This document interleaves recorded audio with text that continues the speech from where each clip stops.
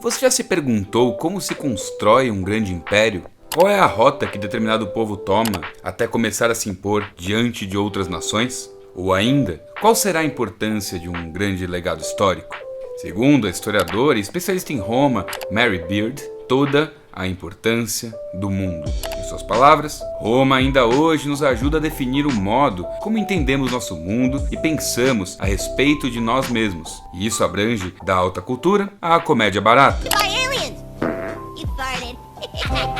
Após 2000 anos, ela ainda continua na base do pensamento e da política ocidental, daquilo que escrevemos e do modo como vemos o mundo e nosso lugar nele. Hoje, vamos mergulhar no passado de Roma, buscar conhecer os alicerces de um pequeno reino que viraria uma grande república e então, o maior império do mundo conhecido.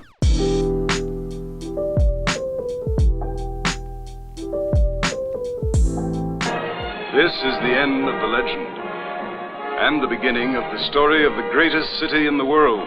Como nós sabemos, a história da fundação de Roma é nebulosa, mas é também relativamente aceito que tenha sido fundada em meados de 753 a.C.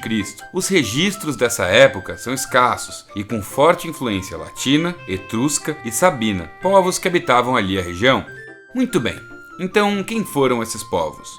Etruscos são os povos que viveram na região da Península Itálica. O período exato em que houve a ocupação não se sabe, mas acreditam que tenha ocorrido por volta dos anos de 1200 a 700 a.C. A região que eles habitavam equivale ao que é hoje a Toscana, com partes do Lácio e da Úmbria. Já os sabinos habitavam as colinas próximas a Roma, também no Lácio, a oeste dos Apeninos, ocupando também toda a ribeira leste do rio Nera, fazendo fronteira com os etruscos. E os latinos foram um povo de origem indo-europeia que habitou principalmente a zona centro-meridional da Península Itálica no milênio 1 a.C. Oriundos da Europa Central, espalharam-se por quase todo o território itálico, em ondas sucessivas. Ou seja, o Reino Romano foi uma organização entre povos diferentes, com algum histórico de conflitos, que em dado momento resolveram se unir. Logo em seu início, Roma era organizada politicamente em torno de uma monarquia, de acordo com a tradição local, que teve 7 reis e durou de 735 a 509 a.C. Os 7 reis teriam sido Rômulo, o fundador, Numa Pompílio, Túlio, Hostílio, Ancomárcio, Tarquínio Prisco, Sérvio Túlio e Tarquínio o Soberbo. E o que se sabe exatamente sobre esses monarcas? Não muito, na verdade. You know nothing, Jon Snow. Mas a importância do Reino de Roma não é exatamente os seus monarcas, chefes, e sim o estabelecimento de algumas instituições em seu tecido social. Estas que estão aí até hoje, até por aqui. A primeira instituição deles é o famoso Senado Romano.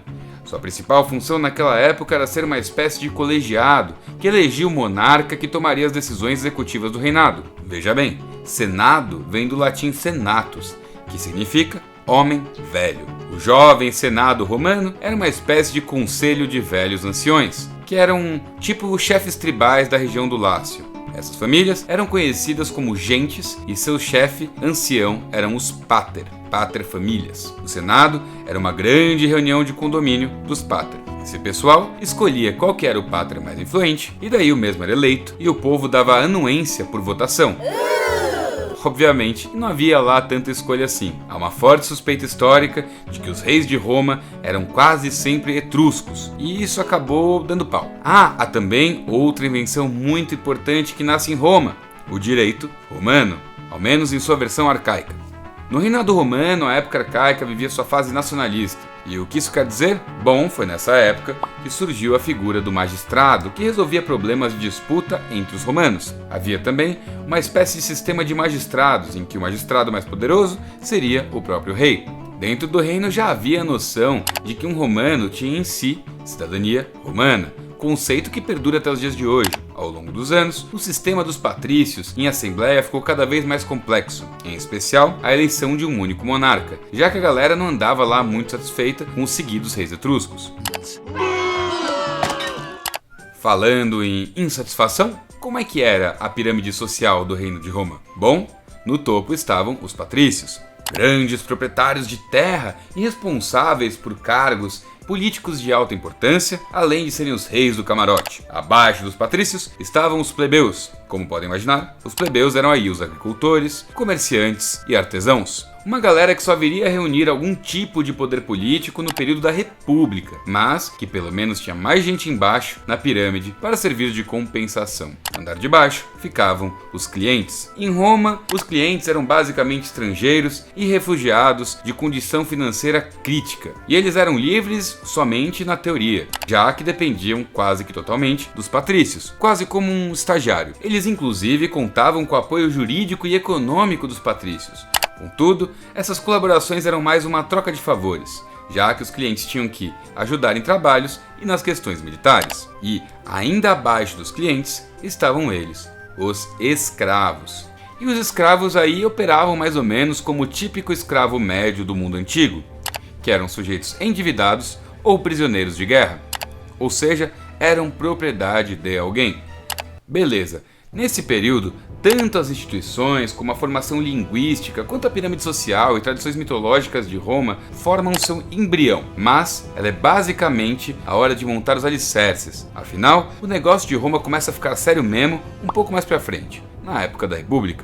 Mas como é que houve essa transição? Os últimos reis romanos, ao contrário de seus antecessores, basearam sua posição no apoio popular e desafiaram o poder e os privilégios dos aristocratas. Para tanto, tal como os tiranos gregos, levaram a cabo uma ambiciosa política exterior, fomentaram as artes e empreenderam grandes projetos arquitetônicos. Além disso, passaram a legitimar sua posição, atribuindo-se um especial e pessoal favor dos deuses. O caráter populista e aristocrático do regime dos últimos reis é confirmado pela posterior atitude romana com respeito à autoridade monárquica. Na República, a simples ideia de um rei provocava profunda repulsa, uma vez que ia em desencontro com a ideologia aristocrática da classe dominante. Entre os membros da oligarquia rural, havia o horror de que um deles tentasse situar-se acima de seus iguais ao defender as necessidades das classes situadas na base da pirâmide, buscando ganhar apoio político das mesmas. Ou seja, não é de se estranhar que o fim da monarquia tenha sido ocasionado justamente pela aristocracia. É então, lá pelo ano de 509 a.C., que os patrícios decidem derrubar a monarquia romana e dar início à segunda fase do poderio de Roma, o famoso período conhecido como República Romana. Uma história épica, cheia de golpes de estado, assassinatos e que termina em um grande império. Mas essa história, meus queridos e minhas queridas, ficará para o próximo vídeo. Bom, é isso aí, galera. Eu espero que vocês tenham gostado desse conteúdo. Se você gostou, deixa um like, compartilha, manda para as pessoas. Se ficou alguma dúvida, comenta aqui embaixo, quem sabe a gente não responde. Se você gosta do nosso trabalho, se você gosta do conteúdo do canal, considera se inscrever, ativar o sininho para receber todas as notificações. E acima de tudo, muito obrigado por nos assistir. Um gigantesco abraço e tchau, tchau.